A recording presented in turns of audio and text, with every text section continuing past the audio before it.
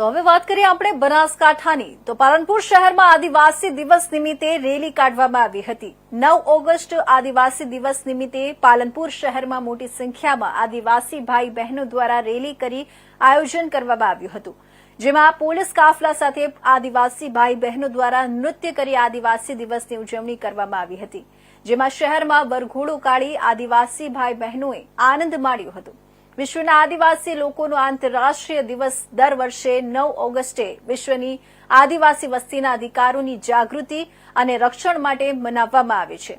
આ ઇવેન્ટ પર્યાવરણીય સંરક્ષણ જેવા વિશ્વ મુદ્દાઓને સુધારવા માટે સ્વદેશી લોકો જે સિદ્ધિઓ અને યોગદાન આપે છે તેને પણ માન્યતા આપે છે।